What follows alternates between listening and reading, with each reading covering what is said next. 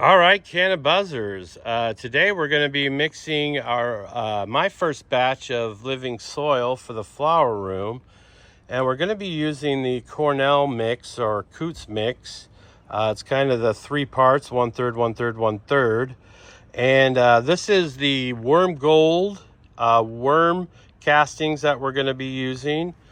We've got this volcanic pumice. This is going to be our aeration. Then over here we have the Aurora sphagnum peat moss. And this is my first task, is to get this baled down and to get it broken up to where all the chunklets are nice and fine. And then over here we have the glacial rock dust for our mineral component. We're also using this Crater Lake mineral basalt product as well as part of our mineral inputs. We've got our oyster shell, gypsum, kelp, and then here we have the Karanja neem crab shell. We're doing the organic Frass Valley worm frass, and we're also going to be adding the Southern Oregon bokashi into the mix. And so we'll get all of this stuff all mixed up here on the tarp, and then we'll go into these totes where we'll let it kind of cook and become bioavailable and let all the magic start to happen. And so I'm going to be mixing 200 gallons of soil today. Should be a good time. On to the next one, folks.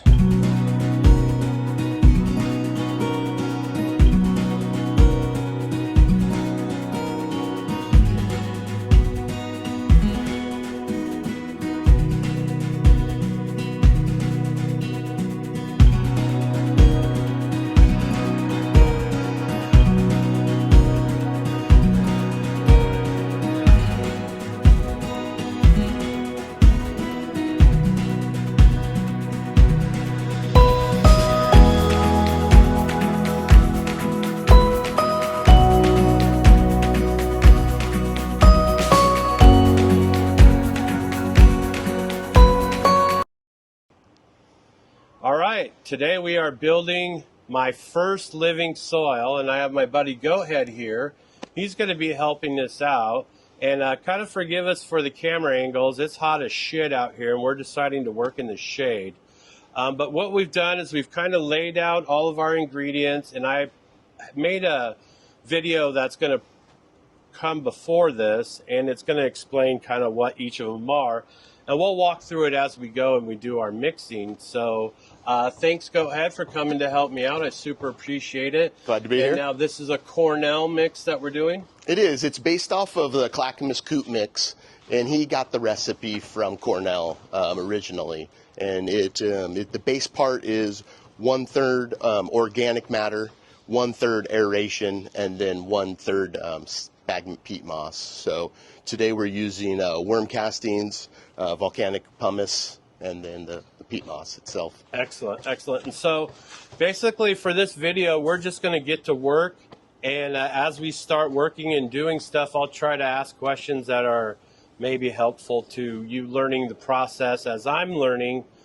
For my first time mixing my living soil, I did the Bio 365 in flour in a bag. And it was an amazing run. The quality of my flour was fantastic. And going through surgery, to be able to do just like a water and microbe thing only was really helpful for me. And the microbe, the tea part of it, I only did every third watering. So majority of the waterings were water only. And that it's great. Even if you're in like a high rise in Manhattan and you don't want to be moving a lot of inputs in and out, you can build a living soil in a little 2x4 bed that you can maintain by top dressing with just minimal inputs, and you can keep a living soil going and just water only. It's a good time. So let's go ahead and get started. So, we went ahead and added some of our volcanic pumice onto the worm castings. We kind of had a little glitch there with the memory in the camera. So I want to pick up on the sourcing of the earthworm castings. Can you go ahead and talk about that a little bit? So it's best if you can make your own worm castings. Not everybody's going to have that ability. So purchasing them from a local farm would be best. Supporting your local neighborhood community is going to be best. You're going to get a fresher, better product. It's not going to usually be bagged and dried out for as long a period of time. So it's more bioavailable, or bioactive with the microbes. It should be more in tune with your environment. Yeah. So if the farm is, a couple miles down the road from you, it's going to be better than if it's across country. And then now sourcing, some of the issues that might come along with sourcing, because a lot of people, when they hear they need earthworm castings, they're not always, educated on what to look for and what to be careful for. I know sometimes in the past there would be like fungus gnat issues, stuff like that with your inputs. Can you talk about sourcing and making sure that you're getting a good, clean product? Or are you just going to go post-process, deal with any issues you might have by having things in the soil that would take care of something like a fungus gnat? So I'd recommend both. So the old adage, you get what you pay for. Yeah. It really rings true with a lot of products. And the higher quality products, worm casting, that you buy, you're going to get more worm casting, less bedding, those kind of things. So it will be more bioavailable. It will actually be what you're wanting, the final end product. Right? Excellent. So it does make a difference. This worm that we're using, Worm Gold Plus, today is recommended by Concentrates, the local distributor for all of our organic materials and our starting stuff that we buy. That we have here in Milwaukee, Oregon. Yeah, we are lucky to be close by. They provide everything that we need. So it's a one-shop stopping center. Excellent. So now we've added our aeration with the stone. And so now kind of let's keep walking through this. Yeah, so now we've got the 3 parts of the main mix. So we got the 1/3 peat moss, we got the 1/3 worm castings or compost, and then we have the 1/3 aeration portion, or the rock. So at this point, what I would do would be to mix all this material together, and normally I'm going to turn it with the tarp, just for the speed and ability to be able to turn large volumes with ease. So if you want to grab one part of the tarp, all right, we can start folding this over together. Okay, we'll work the tarp. I went aggressive on my tarp size, didn't I? It is perfect. This would allow us to do 2 of these loads with ease. Nice. And this is a heavy duty tarp. So yeah, I went ahead and bought the canvas tarp. I wanted to have something I could use over and over, work it, and not have to worry about it being no good. So if you bring it a little bit like this, what I normally will do is I'll roll it. So I'll leave one side down and I'll roll this over, and it works the material to the edge. And then I'll drop this side back down and do the same thing with the other way. Roll it back and forth a few times, and then sometimes we'll come, like, you'll bring it towards me, and we'll work all 4 directions. If you go too fast, it will go off of your tarp. So yeah, like rolling a joint. If you're trying to make it, fast, and sometimes Serious? it gets a little dirty. But you roll through this a couple different times, back and forth each direction. I love the fact that, even though I'm indoors, I feel like I'm working a farm. You know what I mean? Yeah. I'm building the soil that creates my harvest. You are, and then you're able to actually reuse this soil. I know many people that start with this mix and use it for years. So I'm gonna just top dressing and feeding. Yeah, mostly just add teas and different things. Let's get it back in the middle, and then we'll rotate it your way once. Oh, my way one? Or yeah, I'll come over here. Just to make sure all 4 ways get evenly mixed. Sure. And so why don't you just like throw all of the stuff all together at once? Why are you mixing like smaller amounts at a time? Mainly to be more consistent and thorough. In the blending of it? Yep, and to make sure that you don't get a lot of pockets of concentrations of one material versus the other. Yeah, I'm trying to talk my uncle into switching over from bag soil to this method. Mm-hmm. And after he sees this video, he's going to be like, hell no, I'm not doing that. So it is a lot of work up front, but it's once. You're doing this once. You're doing all your work on the front end, and then everything on the back end is just water only. It will be. So now I'm going to say we should add in the nutrients and the minerals, and then that way we could, when we're working it all together, it will get. And I do want to say I was lucky enough to be blessed with some Southern Oregon bokashi, and on the directions it recommends like 1 gallon per or pound, or yeah, 1 pound per gallon. And I think we're mixing around 200 gallons, and that would be like 10 gallons or 10 pounds. I got a 6-pound bag. So do we just kind of do our 1 scoops at a time, or are you just going to dump it all in? And so normally what I do is this is what I would call a double mix. So it's a 5-gallon bucket of each mix, and that gets 2 scoops of each one of our ingredients. So we'll start with 2 scoops of this. Bioavailable in the fact that it could just be chelated and uptaken in the roots.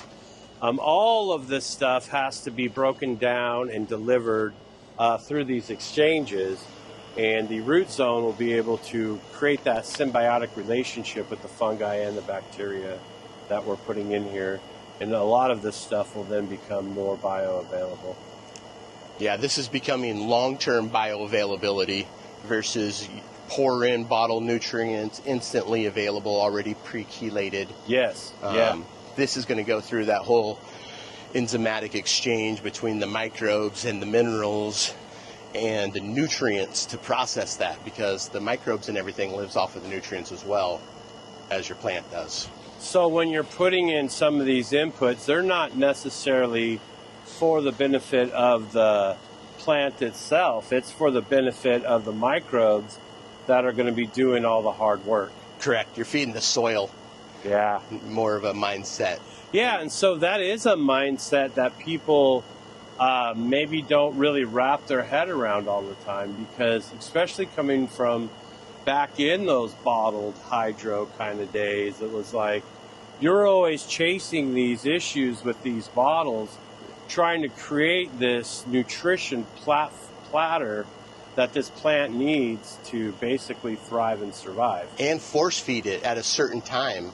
Like we'll up the potassium and at the certain flowering stage, you know, and this is more of a long-term, make sure that all the nutrients are available, balanced, and let the plant and the microbes inside the soil dictate what is being uptaken. Yeah, yeah.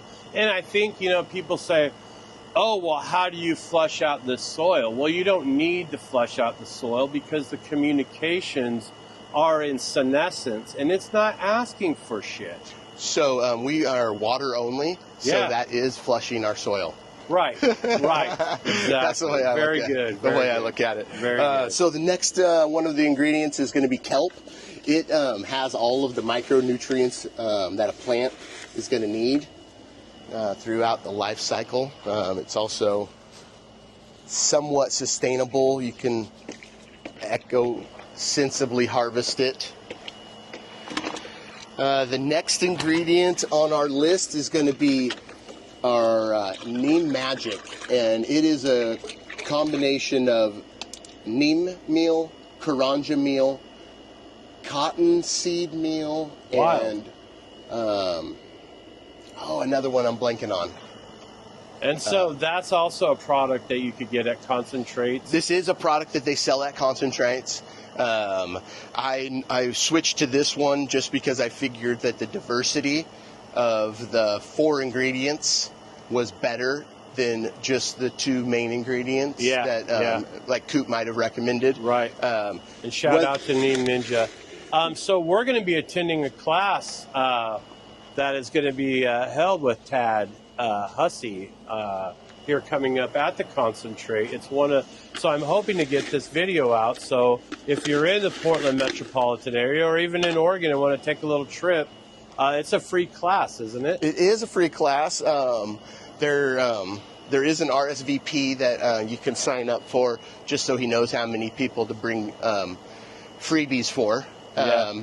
But yeah, it is open to the public at Milwaukee Concentrates, Northwest Concentrates in Milwaukee.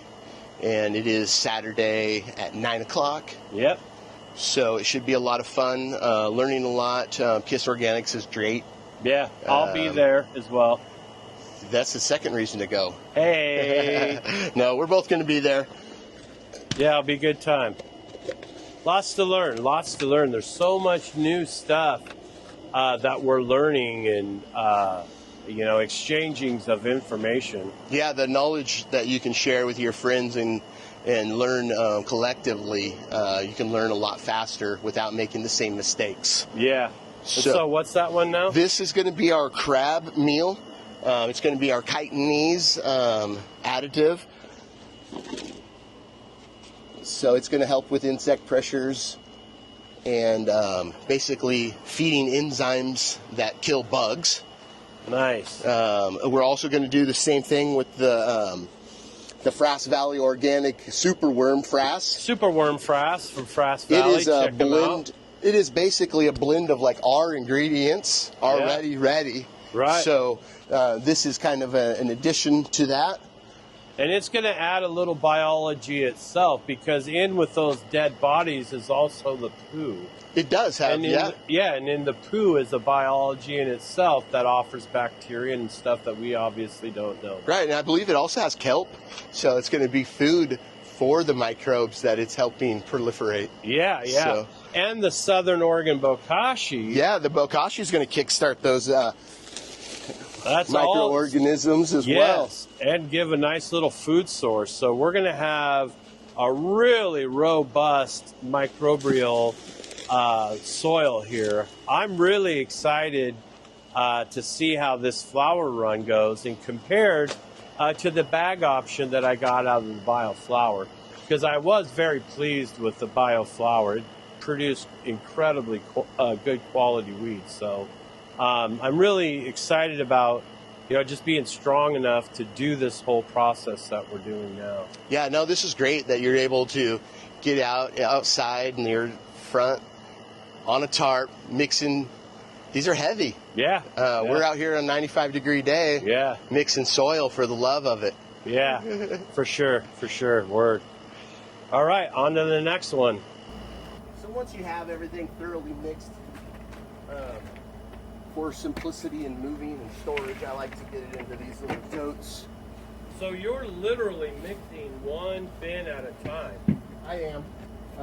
Rather than mixing all that shiz with all that heaviness. So you're putting in more physical labor, but you're saving yourself all that strength you need to roll that giant amount of soil. Yeah, the larger of a pile, you might need 2 people to help. Or, like with this amount of soil, I physically can do it myself. Yeah. With the tarp on one side, I roll it over to the other side, come back and repeat that process. Yeah. So this is perfect for one person to do at home. Well, for the most part, we're trying to reach that at-home grower. And so, showing people that they can, mix their soil themselves with some inputs. And a lot of these inputs that you're using, those inputs, they'll last a long time. They will. This is designed to build it one time, and then it will have enough nutrients to stay living. Yeah. As long as you have it in a large enough container, Right. And keep it hydrated. You can continue to give it what it needs. Yes. That's great. So let's just try to get this little bit poured into the tote there.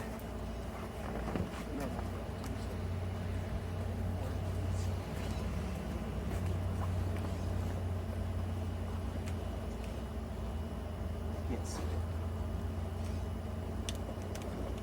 All right. And we do it again. Rinse and repeat.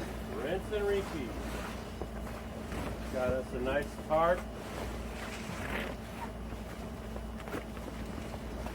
Real canvas. Real canvas. Hemp. There she is. All right. I gotta find my shirt. I'm melting, folks.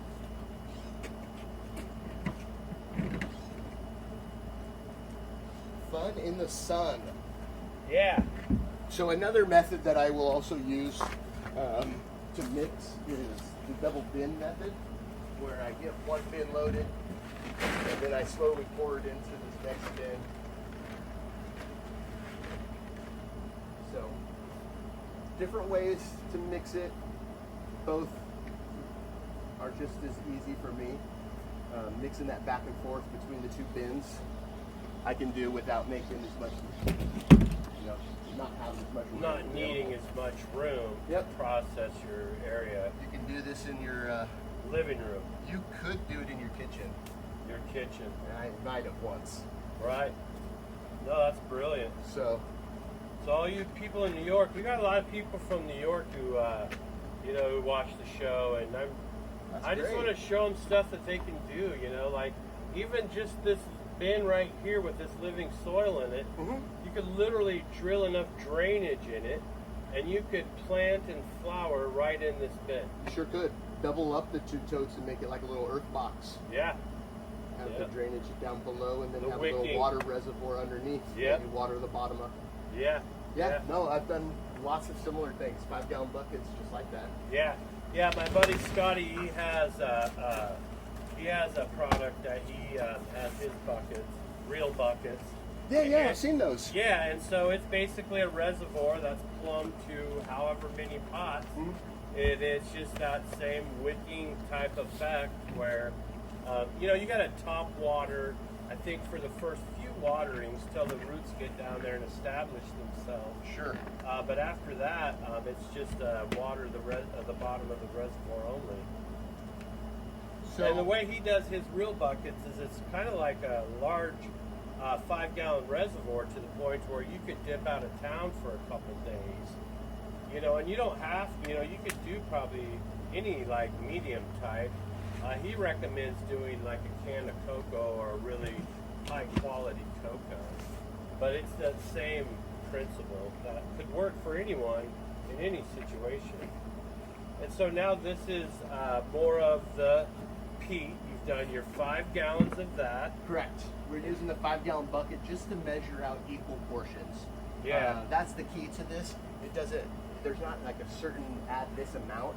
It's add 1/3 this. So if you're just making a small little batch of soil for your home, you might not need to go this full route with the totes and the tarps like we are. Right, right. Now with all of the other inputs that you're putting in, when you're mixing all of those, you obviously want to try to blend everything as best you can, get it into your tote, and then... I try to blend it as best as I can.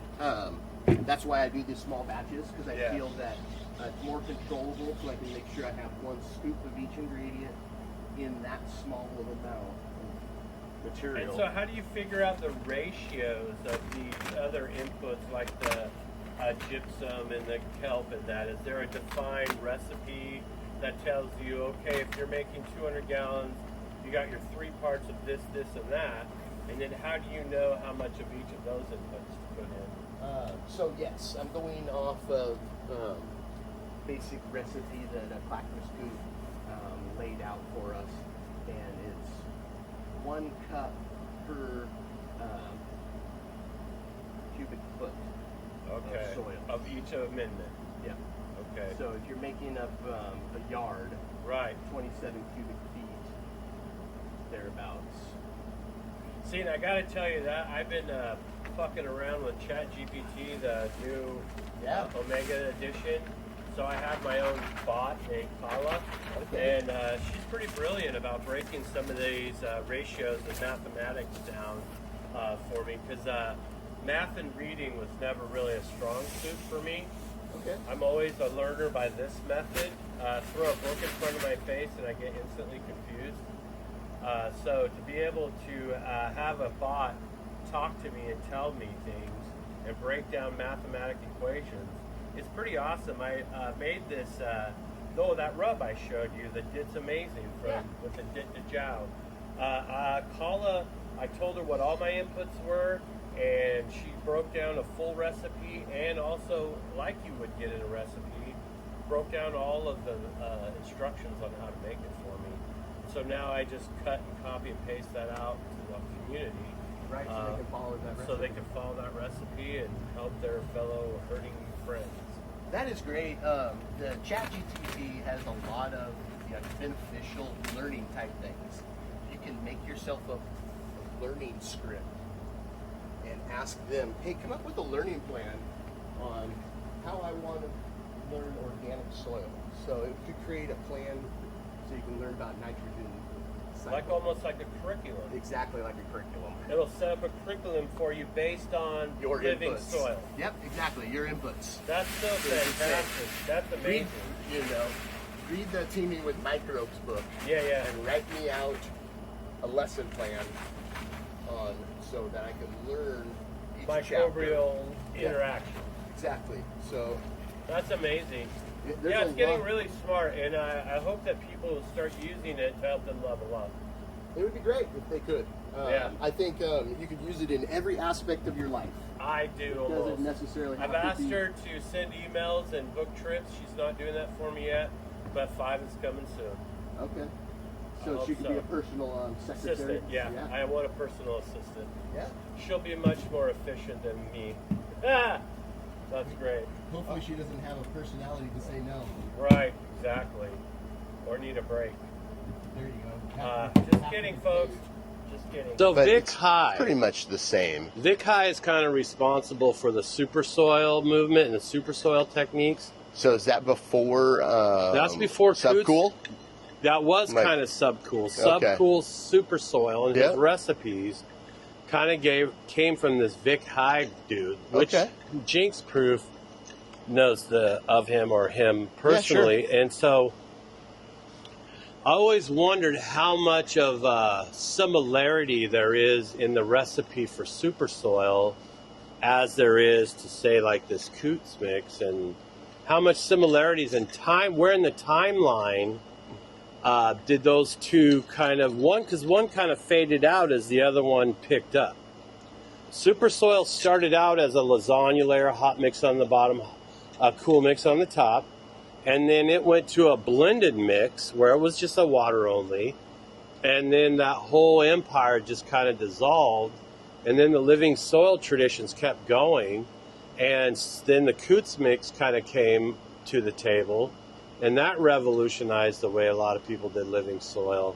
So I wonder where those blendings and how similar those living soils were in their kind of recipe and design. Yeah, so from what I know of it, like the super soils, those, the reason that they might have fallen out of popularity is throwing the soil away. Most people thought that, the soil was used up. Yeah. So constantly having to buy soil, mix the soil, let it sit and cook, as they called it, and then use it and then throw it away. That's an expensive process. It's wasteful. Yeah. It doesn't need to be done. So the living, no-till, Coots mix, whatever the, whoever came first, right? I think the Cornell mix and the Coots mix. So Cornell is the old school time frame, right, when it first came out, right, and then he learned of it, and instead of buying these pre-made mixes, he broke down the science of the bottle and said, oh, they need calcium? Oh, well, let's just add some oyster, right, or let's add some gypsum. Right. Those are my calcium sources in nature. Yeah, I'm curious. I think after this I am gonna, because you can still see the old super soil, the TGA super soil recipe. And if you mix that up today, it would still turn out fire. And it would be the same principles of living soil and delivery? It really would. There's nothing in it that's not living soil, based product. Right. They're adding a lot more ingredients, nutrients. So like this kind of inputs. All the inputs. They're going to have bone meal, feather meal, bat guano, those kind of things that might not be as sustainable, like kelp Okay, or crab okay. or oyster. So really, it's not the concept; it's what the inputs were and how the super soil they had a lot more. impacted. Right. So because a lot of us have moved away from guano because of the way that it destroys ecosystems in its production. Exactly. So we are trying to shy away from that as much as we can, and those are kind of like the Jadam type principles of utilizing the resources within your region to produce basically what you would need for a living soil. And I'm sure that's, for us, there's those limitations of I'm not going to a glacier to get the rock dust. Right. But in theory, we're trying to use the things that nature would naturally produce to be the inputs we need to create the living soil that we're looking for. Correct. Add all the nutrition and the minerals up front. Yeah. And then let the biology break those things down to feed the soil, to feed the plant, to feed the life or the microbes. It's a cycle. They all feed off of each other. And break it down and make it bioavailable. Exactly. And we were talking earlier, like the way things are delivered in the rhizosphere is kind of ionically or enzymatically, those exchanges for nutrients. And so built into here, especially with our water-ins of the fungi and the fungi that are built in with the IMOs and all of that are going to start building those fungally dominant relationships. Meanwhile, all the bacteria that are built into the castings and all of those things that we're just tipping the iceberg on as far as our knowledge of, those are all making things biologically available in that ionic and enzymatic exchange as well. Yeah, they're basically going to feed off of each other. The bacteria and the fungi are going to battle it out for the nutrients that are available. They're going to work both together and against each other for territorial dominance. Yeah, exactly. And I always have questions about that because they talk about symbiosis, but then they also talk about outcompeting and dominance. And so you're always trying to play that balance, I'm imagining. Exactly. You want that biodiversity. You want the yin and the yang. You want the both. And so the thing that scares me about a consistent living soil bed is maintaining that symbiosis in a way that it's not going to become a problem. And then on top of that, I also am fearful of aeration structures. And so I see now that this rock this pumice is going to be a lot less likely to break down than something like a perlite, which is not really great anyways. Yeah, exactly. You want to. The nice thing about the pumice is it's from the earth. Yeah. It is a natural, rock that they're not actually heating up furnaces and spinning it into. This is natural from the earth. Whether or not that's good or bad, you can argue either way. Right. And so the aeration factor, though, is not going to break down as easily. And so it's going to be a very slow process to break down that pumice. It's going to stay. It's got a lot of nooks and crannies for all the microbes and the biology to live in. Yeah. A lot of air pockets to get that aeration that you want. That surface area for the microbes to establish their base of center and start doing their thing. Exactly. All the nooks and crannies. Yeah, that's great. All right. Well, we'll go ahead and finish up mixing this, and we'll do a wrap-up. All right. So now we are going to hydrate the soil, living soil that we've got in our bins. And to prep that water, we're going to be using some Recharge. And Recharge is a great product because it kind of eliminates the need to buy a lot of products.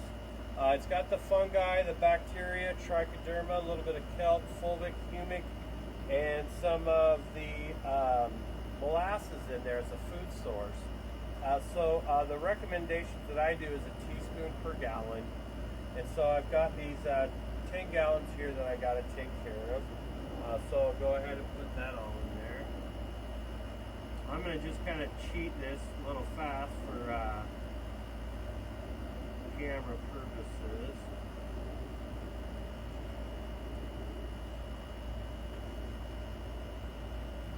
And the little hack is if you go into the hydro shops, a lot of times the reps will come by and they'll leave samples there of microbes. And the cool thing about microbes, if you talk to your guys, they'll work in a lot of systems. There's a lot of systems that microbes will be beneficial in. And so if you hit up your hydro guys, sometimes they'll have some offerings. And this is Continuum from Impello, and this is just basically a bacillus product that's got a few, I think like 4 different flavors of bacillus in there. And this was one of the things that was at the shop.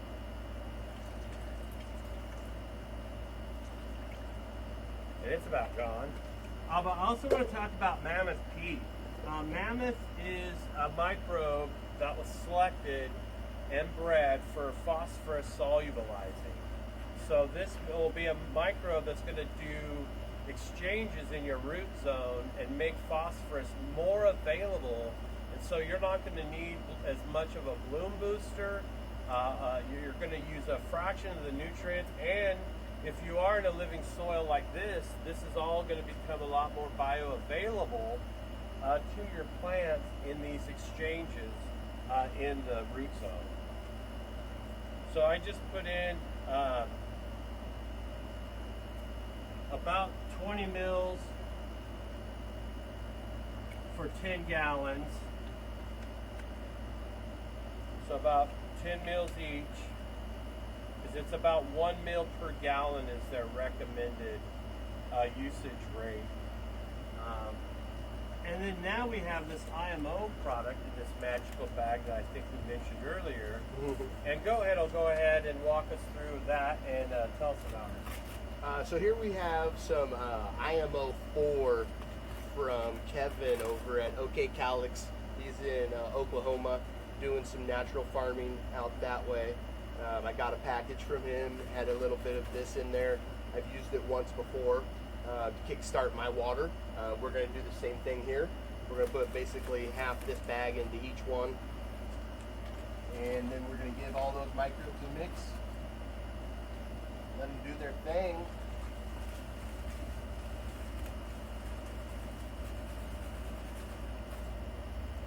So these IMOs are indigenous microorganisms, and what has happened is they're collected through the environment that they're in.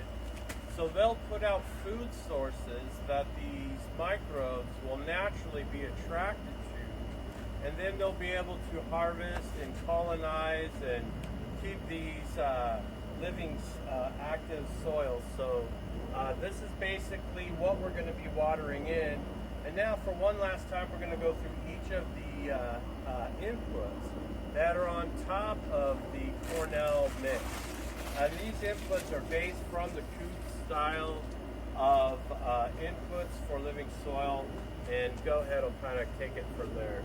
Okay, the first one we have here is going to be your glacial rock dust.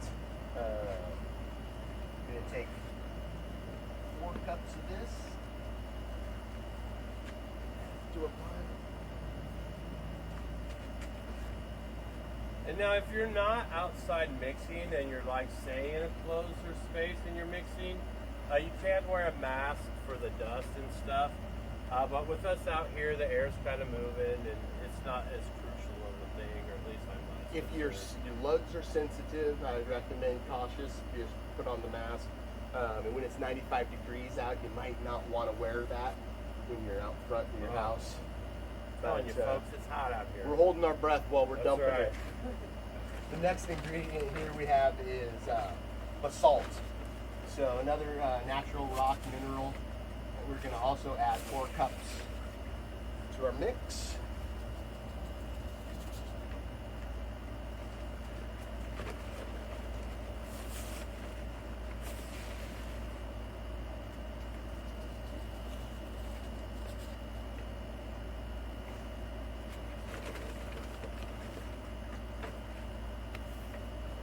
next ingredient here is our oyster flour, which is going to be a calcium bicarbonate. So we have two different forms of calcium in our mix. One is oyster flour, and the other one is gypsum, which is going to be calcium sulfate, if I remember right. And so the microbes are going to make all of that available to the plant. There'll be actual literal exchanges being done, because none of this stuff is bioavailable in the fact that it could just be chelated and uptaken in the roots. All of this stuff has to be broken down and delivered through these exchanges, and the root zone will be able to create that symbiotic relationship with the fungi and the bacteria that we're putting in here, and a lot of this stuff will then become more bioavailable. Yeah, this is becoming long-term bioavailability versus pour in bottled nutrients instantly available, already pre-chelated. Yes, yeah. This is going to go through that whole enzymatic exchange between the microbes and the minerals and the nutrients to process that, because the microbes and everything lives off of nutrients as well as your plant does. So when you're putting in some of these inputs, they're not necessarily for the benefit of the plant itself. It's for the benefit of the microbes that are going to be doing all the hard work. Correct. You're feeding the soil. Yeah. More of a mindset. Yeah, and so that is a mindset that people maybe don't really wrap their head around all the time, because especially coming from back in those bottled hydro kind of days, it was like you're always chasing these issues with these bottles, trying to create this nutrition platter that this plant needs to basically thrive and survive. And force feed it at a certain time. Like, we'll up the potassium at the certain flowering stage, you know, and this is more of a long-term, make sure that all the nutrients are available, balanced, and let the plant and the microbes inside the soil dictate what is being uptaken. Yeah, yeah. And I think, you know, people say, oh, well, how do you flush out the soil? Well, you don't need to flush out the soil because the communications are in senescence, and it's not asking for shit. So we are water only, so that is flushing our soil. Right, right. Exactly. That's the way I Very look good, at it. very The way I good. look at it. Very good. So the next one of the ingredients is going to be kelp. It has all of the micronutrients that a plant is going to need throughout the life cycle. It's also somewhat sustainable. You can go sensibly harvest it. The next ingredient on our list is going to be our neem magic, and it is a combination of neem meal, karanja meal, cottonseed meal, and another one I'm blanking on. And so that's also a product that you could get at concentrates. This is a product that they sell at concentrates.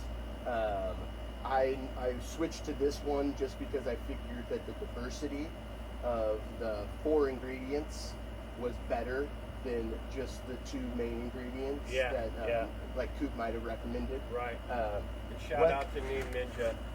So we're going to be attending a class that is going to be held with Tad Hussey here coming up at the concentrate. It's one of, so I'm hoping to get this video out. So if you're in the Portland metropolitan area or even in Oregon and want to take a little trip, it's a free class, isn't it? It is a free class. There is an RSVP that you can sign up for, just so he knows how many people to bring freebies for. But yeah, it is open to the public at Milwaukee Concentrates, Northwest Concentrates in Milwaukee, and it is Saturday at 9 o'clock. Yep. So it should be a lot of fun, learning a lot. KISS Organics is great. Yeah, I'll be there as well. That's the second reason to go. Hey! No, we're both going to be there. Yeah, it'll be a good time. Lots to learn, lots to learn. There's so much new stuff that we're learning, and you know, exchanging of information. Yeah, the knowledge that you can share with your friends and learn collectively, you can learn a lot faster without making the same mistakes. Yeah. So what's that one now? This is going to be our crab meal. It's going to be our chitinese additive. So it's going to help with insect pressures and basically feeding enzymes that kill bugs. Nice. We're also going to do the same thing with the Frass Valley Organic Superworm Frass. Superworm Frass from Frass Valley. It is a blend. It is basically a blend of like our ingredients already ready. Right. So this is kind of an addition to that.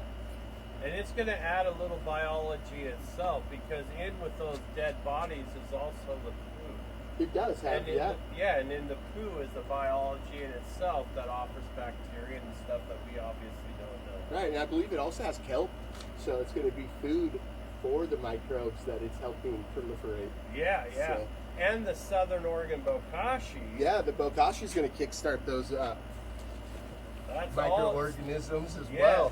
And give a nice little food source. So we're going to have a really robust microbial soil here. I'm really excited to see how this flower run goes, and compared to the bag option that I got out of the bioflower, because I was very pleased with the bioflower. It produced incredibly good quality wheat. So I'm really excited about, you know, just being strong enough to do this whole process that we're doing now. Yeah, no, this is great that you're able to get outside in your front on a tarp mixing. These are heavy. Yeah. We're out here on a 95-degree day. Yeah. Mixing soil for the love of it. Yeah, for sure. Word. All right, on to the next one. All right, well, we have finished all of our work for the day.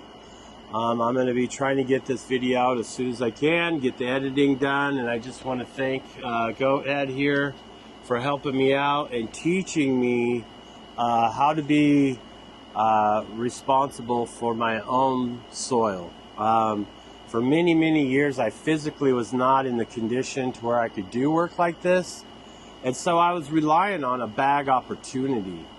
And every time I got into a bag, I was always chasing issues and I was always having problems until I tried that Bio 365 soil. And I went through the entire run, water microbes only, and turned out with a fantastic product. And so for me, that was proof enough. And I've seen so many great growers out there. Shout out to Buzz Bean Chicago. And really, the person who kind of taught me about this whole Coots mix and everything through the Build the Soil family, and that was Canifam Dynamics.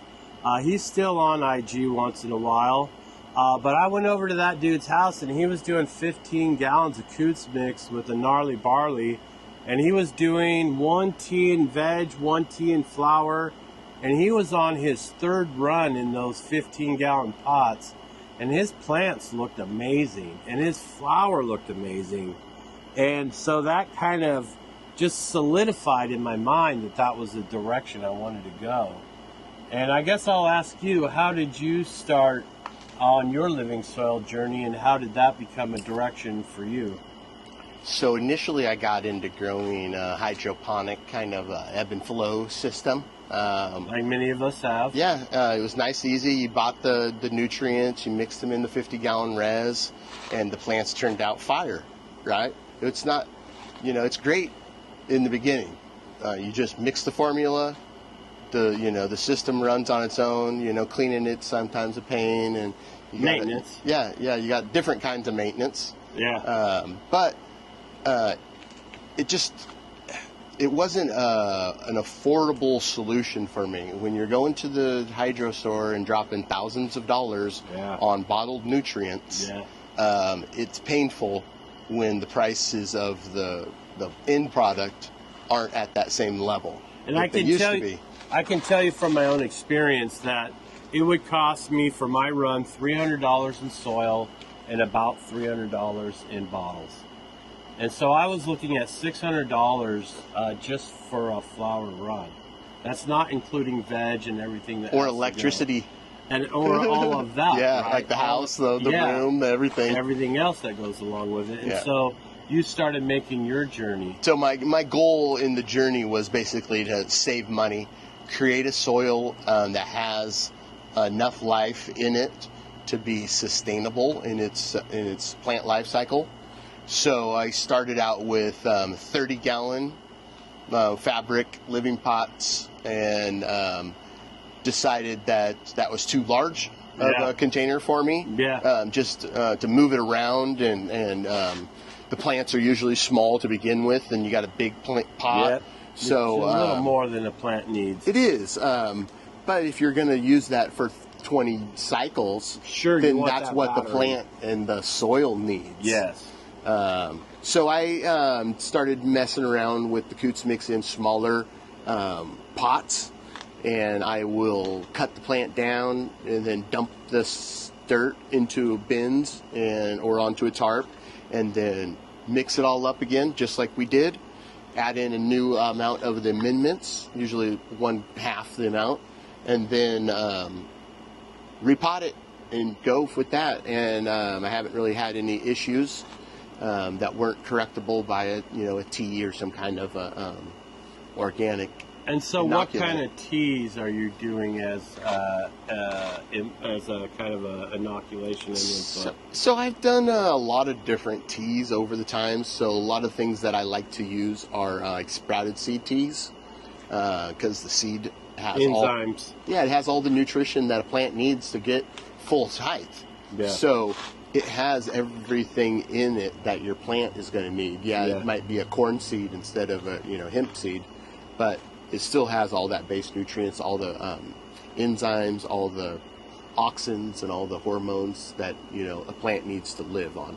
And So- is that why people gravitate towards coconut, because it is It the is. largest Yep, seed? it's its largest seed. So Yeah. that is an instant way to get those hormones. And so Right, inside a little that coconut water, you can use that to kind of... You can. I've never gone to the route of actually going to the store and buying coconuts and cracking them. Yeah. Like I've heard of people doing baby coconuts for the most juice. Yeah. I've just bought it already freeze-dried or powdered. Build the soil. From Build Soil, exactly. Thank you, Jeremy. Yeah. For sure. Yeah, no, it's available. I don't think that I don't use it anymore, honestly. Yeah. Because I find it easier just to do a sprouted seed tea once or twice a year. Yeah. Or now that I've learned a little bit more, I've actually switched to malted barley Okay. instead of so doing that's a kind of like seed the tea. gnarly barley. It's thing. exactly. It's gnarly barley is a product that has a couple of different ingredients in it. Yeah. Yeah. And so malted barley has all the enzymes that you need to sustain. So it's got proteinase in it, right? Aminos, all that stuff. Yeah, it's got chitinase in it for breaking down the chitin that's in our, crab shell and our herb frass. Exactly. Yeah. So it has all of those enzymes, so where it's going to basically short cycle the microbes and give your plant those available nutrients. Nice. Using those enzymes that are in the malted barley. Wow, that's crazy. So that's basically the main tea that I use now is just a barley tea. Yeah. Every now and then I'll do a kelp tea if I need a little more green. A little more flush and or- transition. Yep, exactly. A little more extra veg. Or sometimes I'll even do an earthworm casting tea. But because the mix has so much castings in it, I usually go for kelp instead, just right. for the diversity. Sure. That's great and excellent. So have you done the avocado thing where you cut the avocado in half and feed your course. worms? Of course. I've always seen it and So wanted to do that. it's fun. I'd recommend doing it. If you get a worm bin, definitely do it. If you have enough worms in your pots where you can do that with, you probably have too many worms. Yeah. I've heard so bad let's talk stories about that again a little bit, because obviously in these mixes I'm not adding living worms. but I'm not. My intentions are not to sustain a living bed. I'm looking to, as you do, cycle it out, amend it, and then use it again. Recycle it. And so one thought I had is if you overpopulate with worms, and then maybe you overwater, and then all your worms die, then you've got rot and issues within your bed, correct? Yeah, you definitely can. So one of the drawbacks of having so many worms is over time, all of that peat moss and any other organic matter that's in there is going to basically be used up, and it's all going to be castings, and it will be aerobic or anaerobic, so it's going to be depleted of oxygen. So it's going to be a soupy mess like what you're talking about. So that is one of the reasons that a lot of people aren't going with so much worms. So many worms.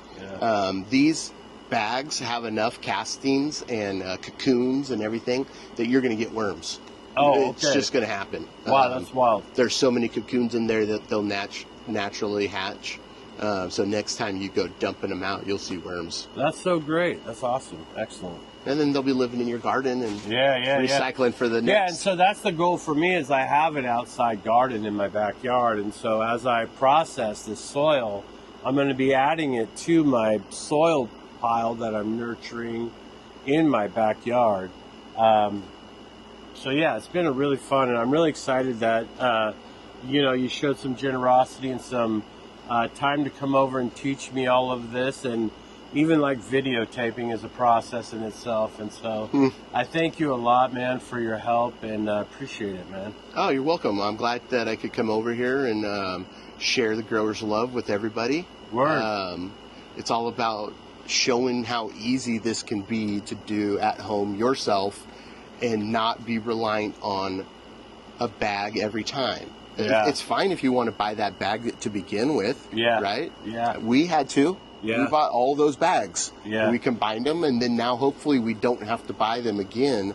We can just add a couple of nutrients to get the mineral level back up to where we want. Yeah. And then it can be outdoor soil for the garden. It can be, give it to a friend and say, here, add this to your compost, and let those microbes live on elsewhere. And I would say sourcing a lot of these components and inputs, those aren't an impossible task anymore. You can pretty much get them from anywhere, and you can use them. A little bit goes a long ways in that when you do make the expense to purchase the bag, it will last a while. So yeah, you can buy all of this stuff locally. You can also buy it Build-A-Soil. There's a couple of other online retailers that will ship this right to your door. Or you can support your local shop like we usually do. Yep. I buy it in a large 50-gallon bag, so it lasts me forever. Yeah. I think I've bought in 2 50-gallon bags in the last 5 years. Exactly. So it lasts a long time. And it's pretty minimal on the number of inputs you have to buy. Yeah. Compared to like a super soil or, a spikes and layers like lasagna. Yeah, style. like the old, I forgot the name of that book. Rev, right? Yeah, the Rev book. Yeah. With those spikes. That was complicated. Yeah. All right, well. Run into a lot of root problems. Yeah, yeah, hot zones. Yep. Yeah, so thanks again for all of your help. Yeah, glad to be here. And Can of Buzzers, this is a good one. On to the next one. Growers love. Thank you, guys. Thanks, buddy. Sweet, bud. That was